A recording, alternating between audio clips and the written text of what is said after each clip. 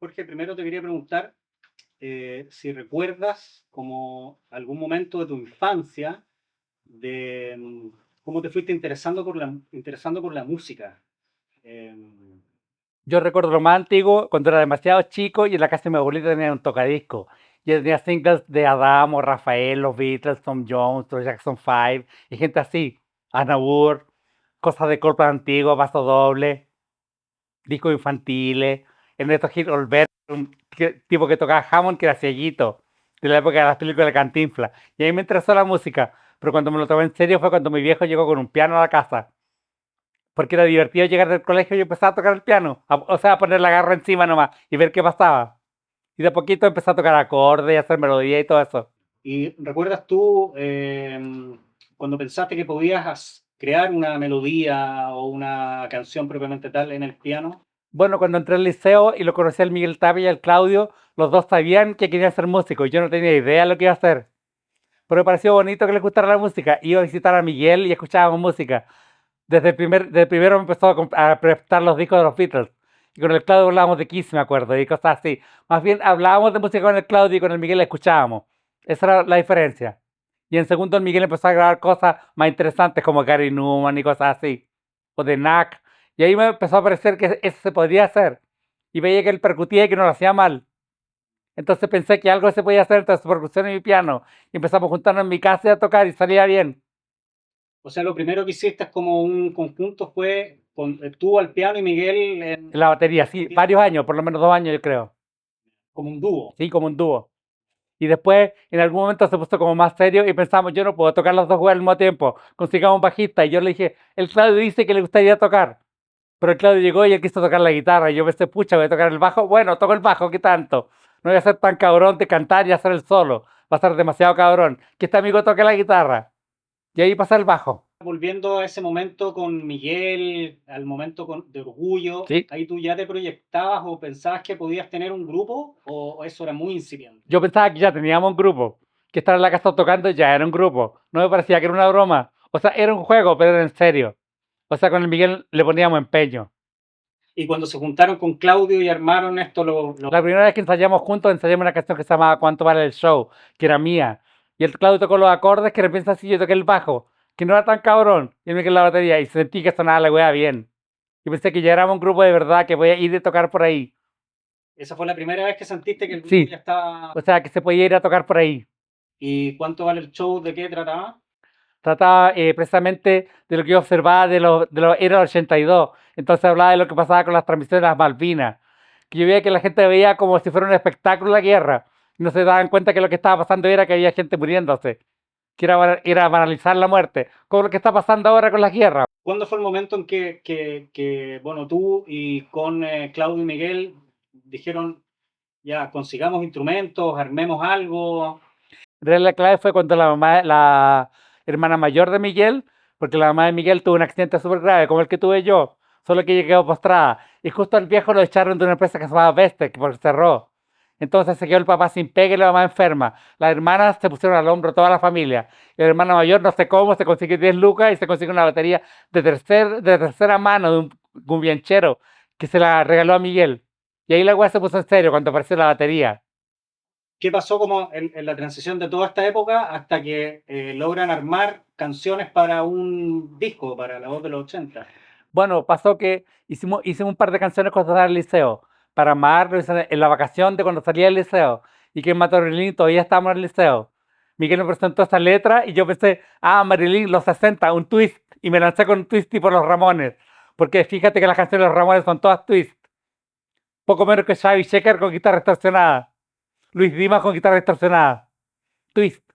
Y después entré a la universidad y ahí hice varias canciones en los pianos donde estudiaba piano. Hay una sala de la universidad donde se podía practicar piano. Yo en vez de practicar la lección, enseñaba canciones. Hice Latinoamérica, Evelyn, los de los 80 en el piano. Y Claudio se metió a estudiar ingeniería, creo. Y Miguel se puso a trabajar de junior, porque trató de estudiar música como yo, pero no lo aceptaron por el puntaje, lo que pareció súper injusto, que no pudiera estudiar música un weón que era malo para las matemáticas y el castellano. ¿Por qué? Ahora de todas estas canciones que después formaron parte esencial de la voz de los 80, Marilyn, Paramar, ¿Qué fue primero, la letra o la música? O depende del caso. En Paramar yo creo que fue la música. Yo creo que traté de hacer una balada tipo eh, Rick Springfield o Bryan Adams, o sea, power pop.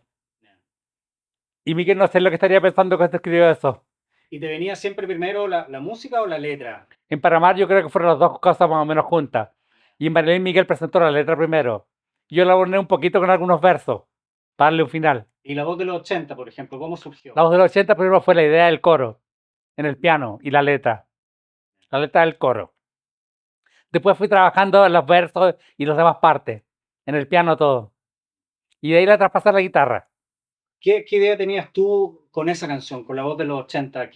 ¿Cuál era el mensaje que tú querías? Con los de los 80 era la imaginería de que al tiempo que estábamos ensayando nosotros, había un montón de otras bandas iguales ensayando en el resto de Santiago, lo que al final era mentira, era una volada. Yo pensaba que se venía eso, pero no se vino. Pero se vino algo. O sea, aparecieron otras bandas que no hacían exactamente lo mismo. Pero ¿por qué en mi cabeza pensaba que los demás iban a hacer lo mismo? ¿Y por qué pensás que habían varias bandas? Porque yo pensaba que todos están tan choreados con la weá como era, como yo. Pero parece que todos no estaban tan choreados, o estaban choreados de otra manera, con otro lenguaje. Porque los del canto nuevo también estaban choreados, pero con otro lenguaje. ¿Qué tan importante fue The Clash? En realidad, más que The Clash fue el Sandinista, yo creo. Yo lo grabé, creo que era concierto en un programa que se llama La Hora Cero, donde también grabé a Gary Newman. Y grabé este disco sandinista y me llamó la atención porque pensé que tenía tanto sentido el humor, varias canciones sonaban como talla. Y parecía una música como alegre. No era la wea angustiada del rock pesado y todo eso. Y con un mensaje. Luego el mensaje no me di cuenta, por supuesto. Cuando vi las letras vi que hablaban de Víctor Jara, de Allende y me gustó más todavía. Y cuando vi la tapa vi que salían con guitarra en la tapa y que no sonaban casi nada de guitarra. Eso lo encontré más chorro todavía. Te fascinó la diversidad de géneros musicales que hay en el. O sea, me gustó eso, sí, quisieran tantas cosas distintas y que no fueran una caricatura del punk. Porque la verdad que el punk, cuando leí lo que era, me pareció alucinante. Pero cuando escuché la música de verdad, pensé que no había gran cambio con lo que pasaba antes. En cambio, en Sandinista me di cuenta que sí había un cambio con lo que pasaba antes. O sea, creo que Boy George estaba mucho más lejos que el de Led Zeppelin, que Pink Floyd de Led Zeppelin. O sea, perdón, que Sex Pistols de Led Zeppelin. No estaba tan lejos como decían que iban a estar. Era más bien la pinta el punk, pienso yo. Y en esta diversidad de géneros influyó de alguna manera, quizás consciente o quizás inconsciente, en el disco La Voz de los 80 que tiene ska, tiene. Yo creo que el Sandinista sí, fue bastante como lo que tenía que ser un disco, todas las canciones distintas. Pero también yo pensaba que tenían que ser distintas porque estaba la piratería. Y la gallada compraba, escuché grabada de la radio solamente la canción famosa. Y no compraba el cassette. Yo decía, ah, entonces hay que ser un disco donde todas sean buenas. Entonces van a comprar el disco por todas las canciones. O sea, tú con La Voz de los 80 querías hacer una suerte de grandes Sí, éxitos. y parecía un grande éxito. Y creo que de alguna manera lo conseguí. Porque si uno piensa que no necesitaba bandera, era canción de relleno. O sea, yo pienso que esa canción te la quiere cualquiera como el tema de su vida. Como su single. ¿Sí? Como su single. Yo antes pensaba, las canciones que yo dejo fuera de los discos serían single para otros. ¿Te acuerdas de alguna de las canciones que quedaron fuera de ese disco que Me quizás? acuerdo especialmente una que salió después, que fue Generación de Mierda. Salió justo después que terminamos el disco. Y fue porque para terminar los recitales teníamos muy pocas canciones. Repetíamos los de los 80 y me parecía charcha. ¿Por qué no la empezábamos como si fuera y después cambiábamos los acordes? Y Generación de Mierda son los mismos acordes, pero de otra parte. O sea, es la misma rítmica, pero con otro acorde distinto, un poco distinto. ¿En qué momento comienzan a llamarse Los Prisioneros? Una vez estábamos los tres reunidos paseando y pensamos que teníamos que poner un nombre, porque con los nombres los pinchucas no llegaron a ninguna parte. Y con el nombre de los ositos de la pradera tampoco, aunque me parece que era un buen nombre los ositos de la pradera. Pero no sé si tanta gente se había hecho fanática de un grupo que se llama los ositos de la pradera. ¿Te llamaron así en algún momento? Sí, o sea, pensábamos en llamarnos así. Y al Claudio se le ocurrió Los Criminales. Y me parecía que estaba bueno. Por el otro día llegó Miguel con la idea, ¿por qué no mejor Los Prisioneros? Y me pareció mejor. Nos pareció mejor. Y ahí quedó. Pero era como llamarse Los Algo, como The Stranglers. No llamarse con un nombre compuesto, como Pink Floyd, o con los nombres que había antes, Arena Movediza, que eran nombres compuestos, Sui Generis, sino que Los Algo, como los Ramblers, como los Twist, Los Algo. Suena como una cosa más liviana, más en broma. Los Prisioneros comenzaron primero a presentarse acá en San Miguel. Lo primero que hicimos fue que tocamos en el liceo. Y el otro día los compañeros decían, oye, toca el Miguel Tapia la batería, no teníamos idea. Decía. La cobilla era la que Miguel tocaba la batería. Porque eran unos pelotudos tocando guitarra no novedad, pero era un compadre tocando la batería, aporreándola en un liceo, era toda una novedad en esa época. Eso impactó. Sí, O sea, la batería... llamaba la atención. No, pero la batería entonces fue el motor. Sí, yo creo que la batería fue, o sea, le debo una vela a la Mari toda la vida. Aunque sonaba, o sea, aunque fuese una batería más destartalada. O sea, para nosotros era glorioso. Ya que sonara, me acuerdo que el pedal era un pedal de una pelota de golf. Hubo que comprar un pedal. Y las canciones de la voz de los 80 son letras tuyas, Sí, es música tuya, pero sí. tú también compusiste los ritmos. Compuse los ritmos y las partes de guitarra y las partes de bajo, sí. Miguel puso en vivo, ponía cosas de su cosecha, pero el disco en general, los redobles eran míos. Y la parte de guitarra era al callo mía, los solos, incluido todo. Salvo el solo de mentalidad televisiva, que el Claudio se aplicó e inventó un solo. O sea, era todo creación tuya. Todo creación mía, sí. Era poco menos que un disco solista. Todos dicen Corazón es el primer disco solista de Los Prisioneros. Yo le digo, no, el tercer disco solista. El único no solista es La Cultura de la Basura, en el que los temas míos son solistas. O sea, los cabros no metieron mano los temas míos de esas canciones. Tocó el Claudio su guitarra, pero yo programé las baterías, yo enseñé la guitarra. O sea, tocó exactamente lo del demo. En la voz de los 80, solos y las melodías generalmente son muy Oreja, sí. reconocibles, son muy orejas. Eso fue a propósito, sí. Era a propósito. Yo siempre pensaba que un solo tenía que poder ser silbado también. Que el solo no era la parte en que la guitarra se volvía loco, sino que era otra melodía que complementaba lo que venía antes. Tenía que ser una hueá musical. Y precisamente tenía que ser recordable, pensaba yo. Y aparte, como tocaba poco, me daba bien pensar así. Como los solos de De Harrison. Harrison, sí. Que son recordables, después silbar. Y cómo se nutrían de cassettes o de grupos que, como no los pasaban en la tele, cómo... Al comienzo grabábamos de la radio nomás. El Miguel grababa cosas de la radio, yo también. El Claudio tenía como grabar en esa época. Tenía como una grabadora de periodista. Entonces yo grababa él lo que estaba pasando. Y así como en un programa escuché el primer single de Depeche Mode. En el programa El Pop Británico. Y encontré que era buena idea lo que sonaban ellos. Lo encontré choro. Con teclados, pero música a bailar, lo encontré la raja como idea. Ahora, Después, cuando dejé de estudiar, porque estudié solo un año y medio, me puse a pololear, a tocar, y en un momento dije, ¿saben qué? Ya soy músico, chao, tengo pega, me voy de la escuela. Porque en el rato que estuve en la escuela cambió la idea de la carrera y ya no iba a salir con ningún título más que licenciado. O sea, ni siquiera podía ser profesor. O sea, la carrera no te significaba que era ganar la vida en algo. Y alguna vez fue clave que fue a visitar un cabro que estaba en cuarto, que era amigo de otro compañero de curso. Y vi que el cabro estaba en un departamento chico, lleno de papeles, todo cochino. Y dije, ¿sabes qué? Yo no quiero una vida así para mí. Y la vida de músico es así. O sea, la vida de músico doctor es así. O sea, por ese lado no va la cosa. Yo aprendí a vivir de la música y aprendí a vivir más o menos bien. No a todo lujo, pero tampoco a estrecheces. ¿y de qué manera la universidad, el conocimiento más teórico te ayudó o ayudó a los prisioneros a, bueno, grabar la voz de los 80, a hacerse conocidos, a hacer canciones orejas? Bueno, una cosa clave fue la gente que conocía ya. A Fonseca, a Igor Rodríguez, a Robert Rodríguez, al Dani Puente que tocó después los Pinochet Boys. En otro curso estaba el Luciano Rojas. En otro curso también estaba el cabro de UPA, no me acuerdo, el Pablo Ugarte. Yo creo que el ambiente fue bueno. Bueno, los otros locos que no fueron famosos también eran todos buena onda. Y el hecho de estar en un lugar que estaban todos metidos en la música era lindo. Porque el liceo no era así, no eran todos fanáticos de la música con fronteras. Eso fue bueno. Y la parte teórica yo creo que también fue bueno. Pero yo creo que no me di cuenta hasta un tiempo después. Ahora, ¿cómo fue el impulso o el motor de decir, ya, tengo estas canciones en Latinoamérica, no necesitamos bandera, pucha, hagamos un disco, vamos a grabarlas, grabemos un demo que sea mejor que el casero? ¿Qué Ese pasó ahí? impulso vino completamente de Fonseca. Él estaba buscando una banda para que tocara en el lanzamiento de una revista que estaba haciendo, organizando. La revista nunca pasó, pero escuchó los demos y dijo, esta weá está a la raja. Sobre todo cuando escuchó la voz de los 80. Que en la entrevista él recordaba de que la entrevistadora le dijo, el demo era con banda, no, lo que pasa es que los otros no llegaron el domingo que Jorge iba a tocar y Jorge estaba súper quemado porque tuvo que tocar todo. Entonces el demo no sonaba tan bien. Yo no me acordaba de eso, que varias veces me quedé plantado con toda la wea, hasta que se puso en serio, y ahí empezaron a aparecer un poco más. O sea, Miguel siempre aparecía, Claudio aparecía a veces. O sea, en ese momento, el único que pensaba que podía hacer algo en serio eras tú. Era Fonseca, yo creo.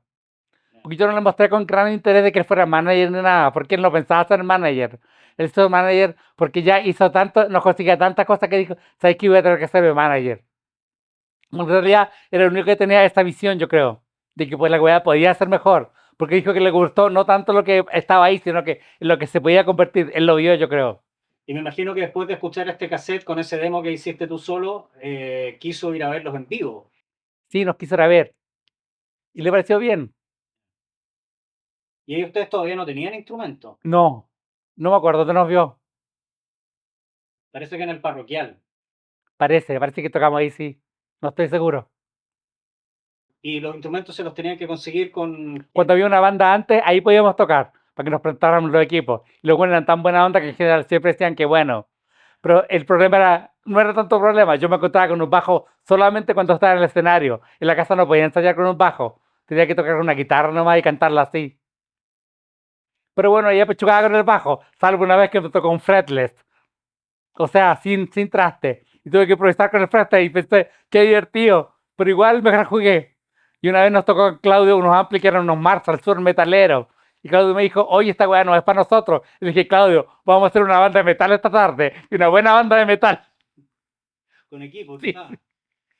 O sea, tocar con Churchill, bueno, vámonos para adelante nomás. Sonaremos de otra manera, bueno, sonaremos de otra manera. ¿Qué tanto? Si igual la gente no está esperando nada, nadie nos cacha. En ese momento, cómo sonara la banda, el sonido desde el escenario, no era tan relevante. Era súper importante, Sí. pero era difícil de manejar. Yo no sabía tanto. Pero el Panchito Strauss se jugó y hizo sonido en varios conciertos al comienzo. Al comienzo le salió muy complicado hacerlo y tener el estudio, entonces dejó de hacerlo. Y a lo mejor las lucas no eran muchas tampoco, como que valía la pena el esfuerzo, porque no hacía sonido, nos llevaba los instrumentos y nos los prestaba más encima. Entonces se paleteaba con P mayúscula. Siempre se paleteó así, bueno, todavía se paletea así. El otro día estuve acá. O sea, Strauss no solamente fue importante porque grabó los primeros demos, sino No, se porque comprometió. Y aparte con la grabación se comprometió con la wea. O sea, se entusiasmó con lo que estábamos haciendo. tú querías, o sea, que los prisioneros sonaran, me imagino, como una banda distinta, no que se pareciera a otra. O sea, sí, porque el Pancho tenía un sistema que era que la caja la pasaba por un cinte.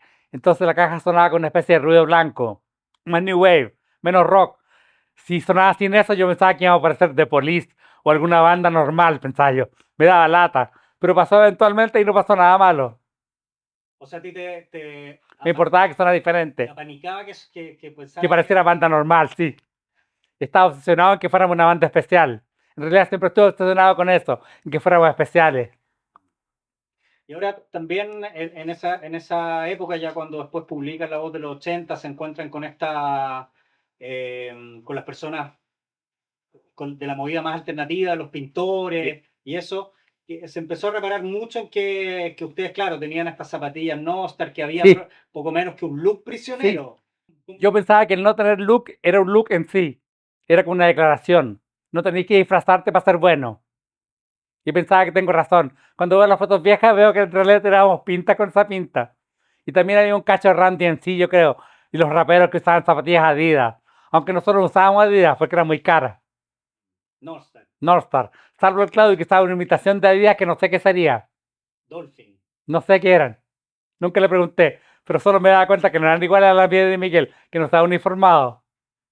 Ahora, igual también a la gente del canto nuevo, o también a esta movida más alternativas, como que le llamaba la atención esto de tener el pelo corto. Yo creo que lo del pelo corto fue genial, porque pasamos por fachos. Entonces los milicos no nos jugaron al comienzo. Solamente les cayó la teja cuando yo declaré que íbamos a votar por el no. Ahí como que no les gustó. Pero antes pasábamos piola, porque no éramos con ponchito artesanal ni con pelo largo. Entonces no había motivo para llevarnos presos. Y del tema ahí de cuando ya se empezaron a presentar en el circuito Sí. universitario o en locales como la parroquia universitaria, ahí me imagino que ya sí el sonido te... Al comienzo sonábamos lo mejor posible, porque comprenderás que no disponíamos de equipo de amplificación de lujo, no eran recitales gigantes masivos. Y estos recitales masivos eran charts en esa época, no existían. Si el primer recital masivo fue Rod Stewart, yo no sé cómo lo hicieron. Y eso fue cuando, el 89, 90, por ahí. Entonces, antes sonaba como las weas todo. Llegaban los argentinos y ya sonaban mejor. Pero porque tenían auspicio podían conseguir mejores equipos. Nosotros nunca teníamos auspicio. ¿Quiénes auspiciaron una banda que se llama Los Prisioneros en esa época? Pensaba yo. Pero todas las demás bandas sí tenían auspicio. Entonces nosotros sonábamos penca por los equipos principalmente, yo creo. Porque Nacional sonábamos igual en vivo, pero sonábamos de vivo para afuera. Porque iba mejor amplificación. Teníamos lucas para contratar un buen equipo. Delante mencionabas que a veces en los recitales te encontrabas con un bajo por primera vez. O sea, siempre me encontraba con los las primeras veces. ¿Y cómo lograbas hacerlo, cómo lograbas tocar? Apechugando nomás, no me queda otra.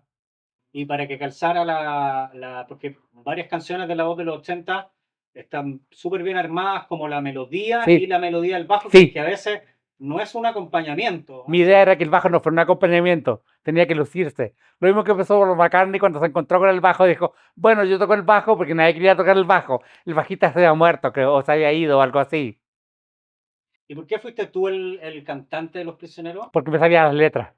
Nosotros pensábamos encontrar un cantante pintoso y canchero, pero nunca lo encontramos. Así que tuve que apechugar yo nomás. Entonces te gustaba cantar. O sea, no me incomodaba. Pero mi ideal al comienzo habría sido ser el pianista que estaba al fondo piola, tocando nomás. Antes los bajistas cumplían ese rol como que eran más los Sí, piolas. sí. Y guitarrista y cantante. Podría haber sido, es más fácil. Pero no se dio más adelante, en la gira de Corazones, ahí tocaba la guitarra. Ahora, cuando salieron a defender el disco, cuando salieron a defender la voz Sí, de los sí. 80,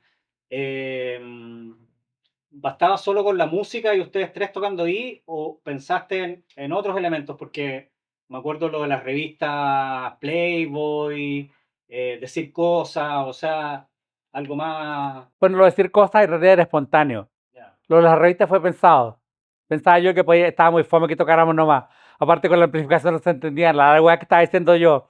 Entonces teníamos que basarnos en la potencia de la música. Yo creo que los prisioneros al comienzo se impusieron por eso, por la potencia en vivo de la música. Lo de las letras fue después cuando escucharon los cassettes. Pero al comienzo no existía el cassette. E igual no iba bien. O sea, tocábamos y después había más gente, después había más gente, y nos seguían llamando. O sea, no es que pasamos por un periodo de tocar en pub con nadie escuchándonos, no, no pasamos por ese periodo. Al tiro nos aplaudieron, al tiro nos fue bien. ¿Y cómo fue la sensación de, por ejemplo, ir a presentarse a provincia, fuera de Santiago?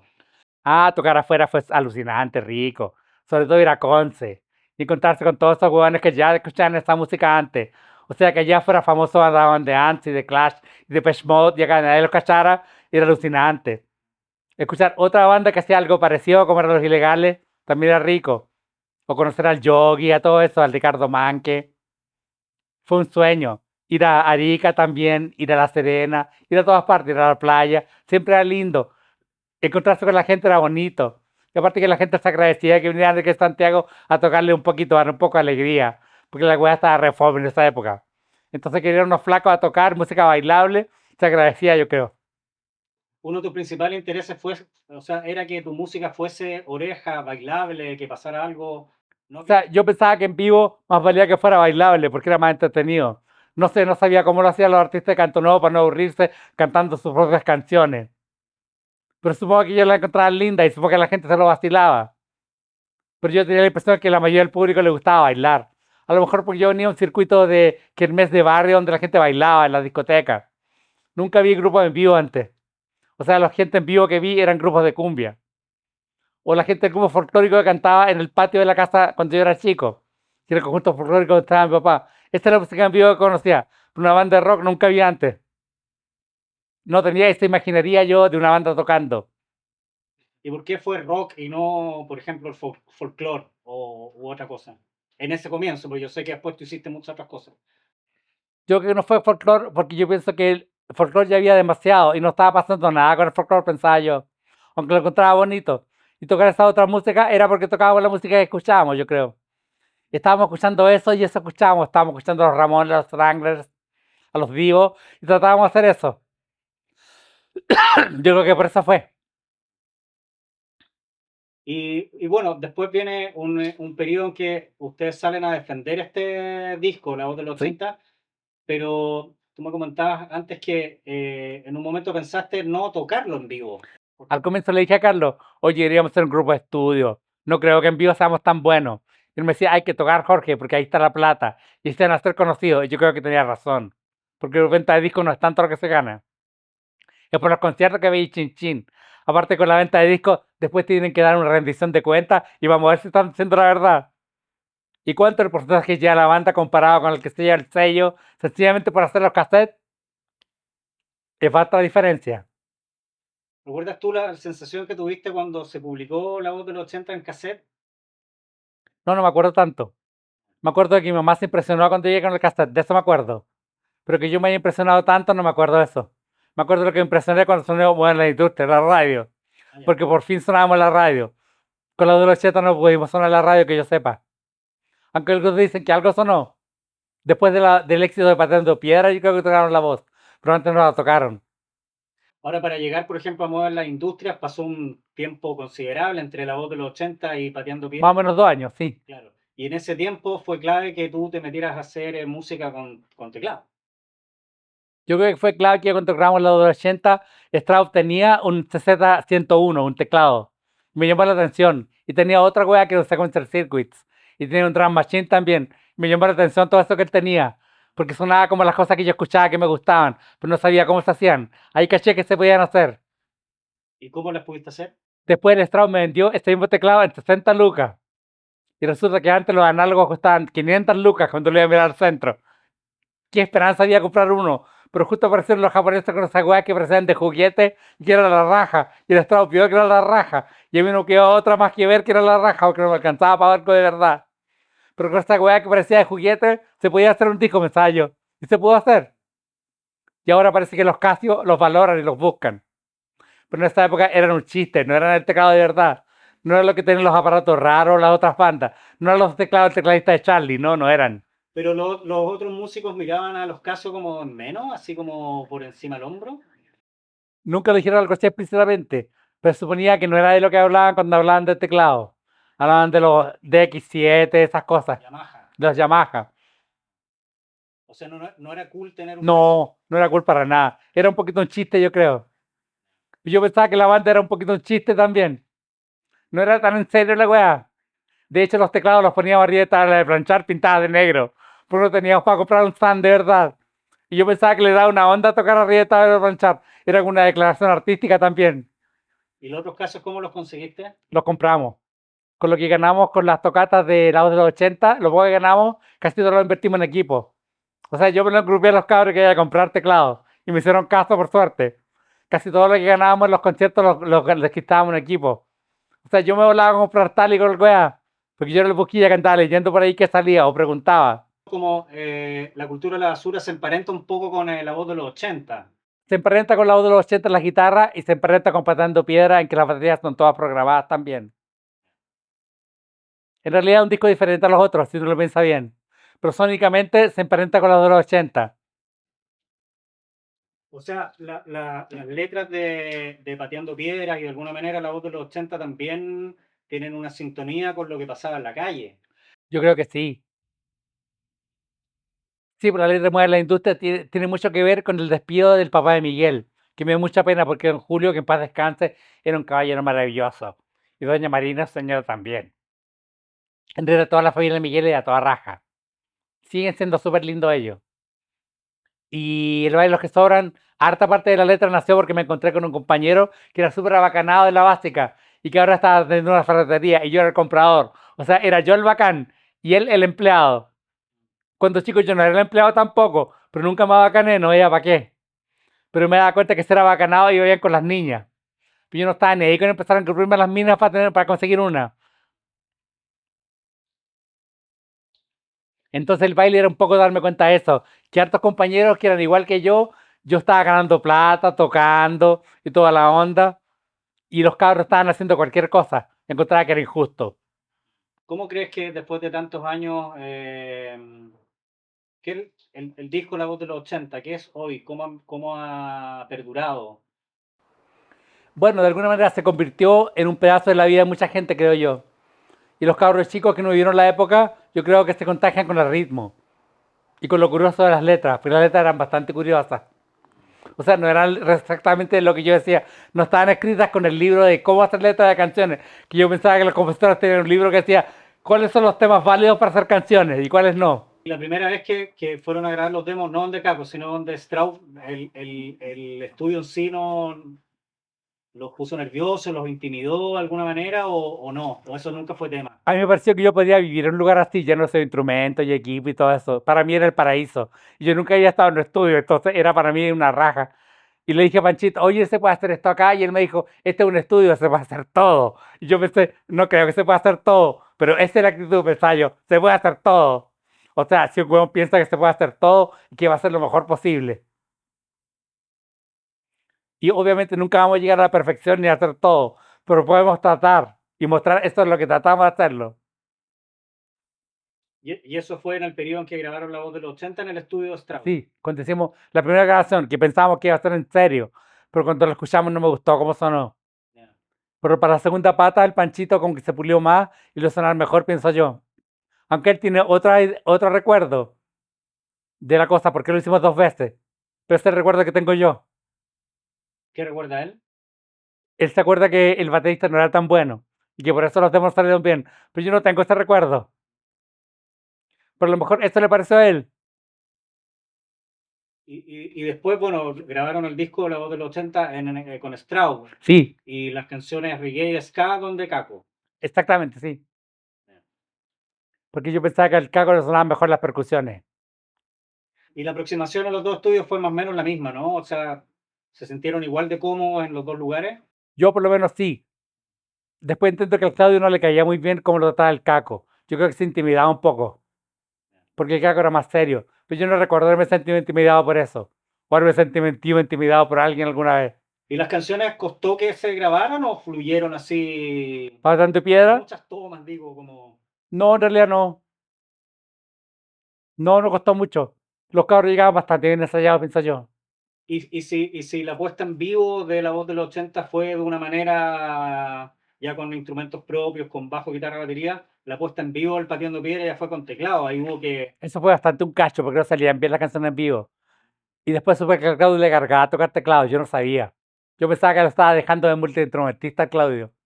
Pero parece que le gustaba verse como rockero. Yo no sé cómo eso. Pero la verdad es que fue un cacho, porque no teníamos programas para tocar en vivo. En Corazones ya teníamos un computador y en la cultura, a pesar que cortaron la gira, lo que teníamos preparado estaba bueno, era un computador, entonces podíamos tocar esos temas bien, programar los bajos y todo eso. Que eso los cachos, tocar el bajo y cantar en vivo, tocar el bajo de teclado, era complicado. Y más encima entretener a Gallá, porque yo tenía que entretener a Gallá, que pasara algo. Y preocuparse de que sonara bien, o sea, eran muchas preocupaciones. Bueno, a esta altura del partido no me podía preocupar, tenía que echarle para adelante nomás, como fuera. ¿Por qué crees que Los Prisioneros es un grupo que perduró con los años? En comparación con los otros, al comienzo yo pensaba que éramos los más famosos porque éramos los mejores. Y los otros eran demasiado malos. No porque fuéramos tan buenos, sino porque los otros eran demasiado malos. Pero ahora no pienso así. La verdad es que no tengo respuesta de por qué perdonaron las canciones. Supongo que eran buenas. Y parece que la imagen de los 3 cabritos también era fuerte y era bonita. Y si lo miramos para atrás, a lo mejor era bonita. Lo que pasa es que yo no veo la imagen de afuera, yo veo la wea de adentro. Pero imagino que para la gente es bonito. Como para mí también es bonito lo de The Clash y no me interesa saber cómo era la relación entre ellos. A lo mejor no era bonito lo que pasaba. Por lo que he leído parece que era bonito. Pero parece que dejó de ser bonito más adelante. Como siempre, cuando las bandas se hacen famosas y ganan plata, empiezan los problemas. Antes, al comienzo, cuando no pasa nada o no pasa mucho, son todos amigos. Pero cuando empieza el triunfo, ahí empiezan los problemas. La gente empieza a tener menos tiempo para ensayar, menos dedicación, tiene plata para comprarse otras cosas, se consiguen polola, cambia la cosa. Pero al final del día lo que perdura, o sea, lo que perdura son las canciones. A esta altura del partido parece que las canciones han perdurado.